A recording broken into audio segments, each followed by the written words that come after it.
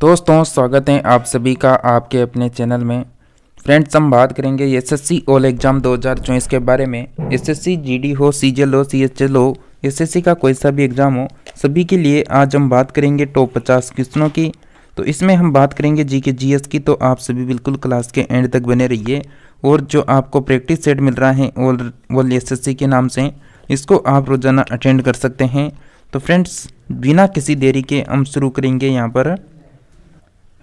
जैसा कि फ्रेंड्स आप सभी को बता दें, अगर आप कंटिन्यू क्लासें करना चाहते हैं जीके जीएस की, तो चैनल को आपको सब्सक्राइब करके रखना है, ताकि आने वाली जो भी क्लासें आएगी तो उसका नोटिफिकेशन आप सभी को कंटिन्यू मिलता रहे। तो चलिए फर्स्ट पर्सन से शुरू करेंगे आज के प्रश्नोत्तरी को। और सभी सिलेक्टेड पर्सन है, किसी ना किसी कंपटीशन एग्जाम में पूछे भी जा चुके हैं, तो आप प्रश्नों का लेवल भी चेक कर पाएंगे। नेक्स्ट यानी फर्स्ट पर्सन से शुरू करते हैं। पुरी में रथ यात्रा किसके सम्मान में निकाली जाती हैं? यानी जो पुरी में रथ यात्रा निकाली जाती हैं वो किसके सम्मान में निकाली जाती हैं? आपका करेक्ट आंसर हो जाएगा फ्रेंड्स, भगवान विष्णु के सम्मान में निकाली जाती हैं। बी ऑप्शन करेक्ट आंसर रहेगा। अगर 15 प्रश्नों से आपको किसी भी पर्सन में कंफ्यूजन है, डाउट है, तो आप सभी कमेंट करके पूछ सकते हैं। चलिए नेक्स्ट पर्सन है। सातवाहन वंश का प्रथम शासक जिसने अपने नाम के साथ अपनी मां के नाम को जोड़ने की प्रथा शुरू की, कौन था? सिमुक था, पुष्यमित्र शुंग था, गौतमी पुत्र सातकर्णी था, या फिर वशिष्ठ पुत्र सातकर्णी था? तो सातवाहन वंश का प्रथम शासक जिसने अपने नाम के साथ अपनी मां के नाम को जोड़ने की प्रथा शुरू की, तो साथियों आप सभी का करेक्ट आंसर हो जाएगा गौतम पुत्री सातकर्णी। करेक्ट आंसर रहेगा सी ऑप्शन। नेक्स्ट पर्सन की बात करें। नेक्स्ट पर्सन है कि उद्यनवास यानी उद्यनवासवदता की दंत कथा किससे संबंधित है? उद्यनवासवदंता की जो दंत कथा है वो किससे संबंधित है? ये संबंधित है उज्जैन से संबंधित है। ए ऑप्शन करेक्ट आंसर रहेगा। नेक्स्ट पर्सन है। प्रतिलोम विवाह किसे कहा जाता है? प्रतिलोम विवाह किसे कहते हैं? बिल्कुल आप सभी का करेक्ट आंसर हो जाएगा। उच्च वर्ग की नारी तथा निम्न वर्ग के पुरुष के साथ विवाह कर लेती हैं, उसे प्रतिलोम कहा जाता है। प्रतिलोम विवाह। बी ऑप्शन करेक्ट आंसर रहेगा। नेक्स्ट है। बौद्ध धर्म एवं जैन दोनों की प्रसिद्ध तीर्थस्थली हैं। बौद्ध एवं जैन दोनों की प्रसिद्ध तीर्थस्थली कौन सी हैं? बिल्कुल आपका करेक्ट आंसर है राजगीर। करेक्ट आंसर रहेगा ए ऑप्शन। नेक्स्ट है। वेद शब्द का अर्थ क्या है? वेद शब्द का आपको अर्थ देखना है क्या है? करेक्ट आंसर हो जाएगा ज्ञान। ए ऑप्शन सही रहेगा। नेक्स्ट है। कौन हड़प्पा सभ्यता पर प्रकाश डालता है? कौन हड़प्पा सभ्यता पर प्रकाश डालता है? पुरातत्व खुदाई यहाँ पर करेक्ट आंसर हो जाएगा ए ऑप्शन। नेक्स्ट है कि चोल शासकों की भाषा क्या थी? चोल शासकों की भाषा क्या थी? सही आंसर हो जाएगा तमिल भाषा थी। सी ऑप्शन सही रहेगा। नेक्स्ट है। मोहम्मद बिन कासिम के आक्रमण के समय श्रवण नगरी किसे कहा जाता था? मोहम्मद बिन कासिम के आक्रमण के समय श्रवण नगरी किसे कहा जाता था? बिल्कुल मुल्तान को कहा जाता था। बी ऑप्शन सही रहेगा। नेक्स्ट है। किसके काल में बौद्ध धर्म राज्य धर्म था? बौद्ध धर्म राज्य धर्म था किसके काल में? सही आंसर रहेगा अशोक सम्राट के काल में। बी ऑप्शन सही रहेगा। नेक्स्ट है। कौन क्रिप्स मिशन के साथ कांग्रेस के आधिकारिक वार्ताकार थे? कौन क्रिप्स मिशन के साथ कांग्रेस के आधिकारिक वार्ताकार थे? फ्रेंड्स आप सभी का करेक्ट आंसर है यहाँ पर सही रहेगा नेहरू जी तथा मौलाना आज़ाद। करेक्ट आंसर हो जाएगा सी ऑप्शन। ध्यान रखें। नेक्स्ट पर्सन की ओर बढ़ते हैं। नेक्स्ट पर्सन है। राष्ट्रकवि रामधारी सिंह दिनकर कितनी बार राज्यसभा के लिए चुने गए थे? राष्ट्रकवि रामसिंहधारी दिनकर कितनी बार राज्यसभा के लिए चुने गए?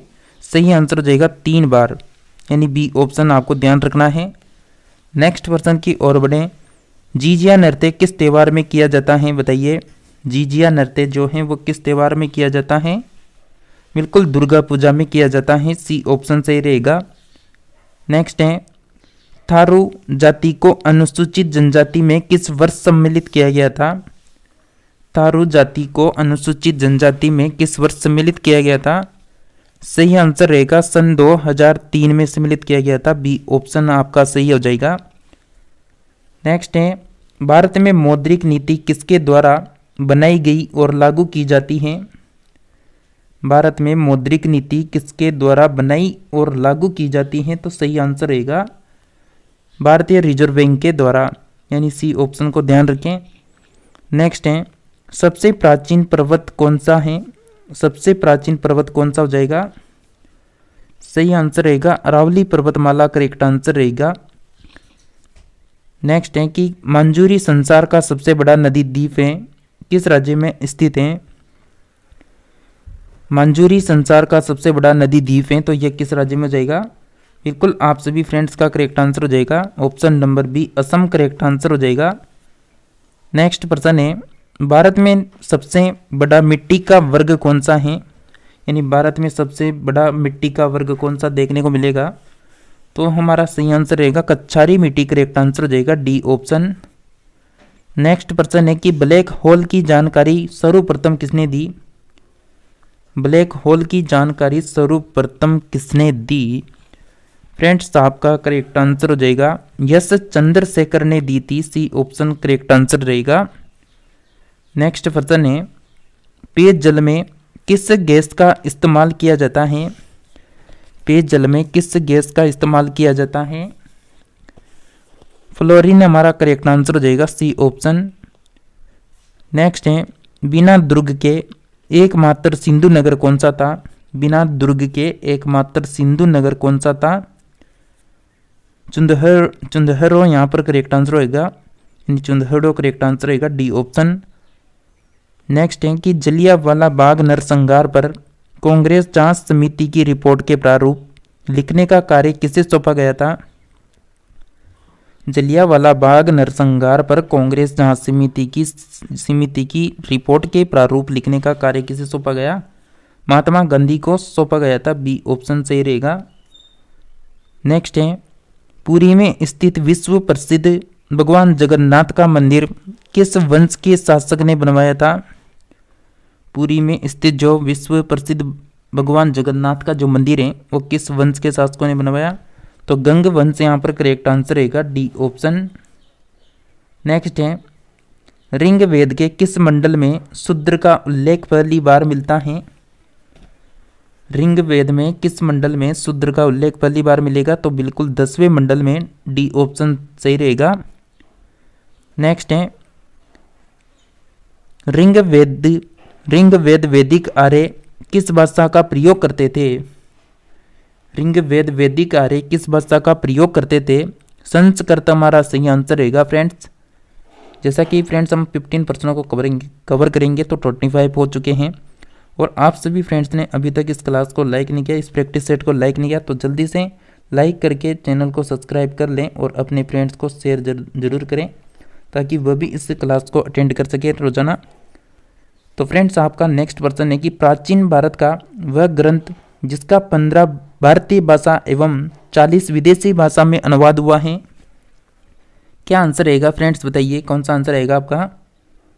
प्राचीन भारत का वह ग्रंथ आपको देखना है जिसका 15 भारतीय भाषाओं में और 40 विदेशी भाषाओं में अनुवाद हुआ है।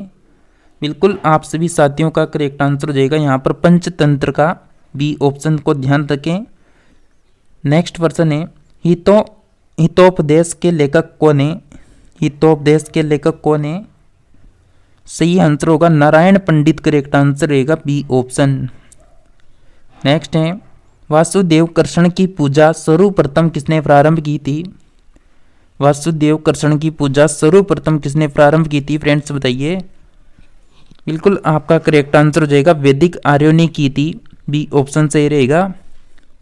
नेक्स्ट है, किस गुप्त शासक ने सर्वप्रथम सिक्के जारी किए थे? तो किस गुप्त शासक ने सर्वप्रथम सिक्के जारी किए थे? बिल्कुल आपका करेक्ट आंसर हो जाएगा चंद्रगुप्त प्रथम ने। नेक्स्ट है, किस नेता ने 1906 में कोलकाता कांग्रेस अधिवेशन की अध्यक्षता की थी?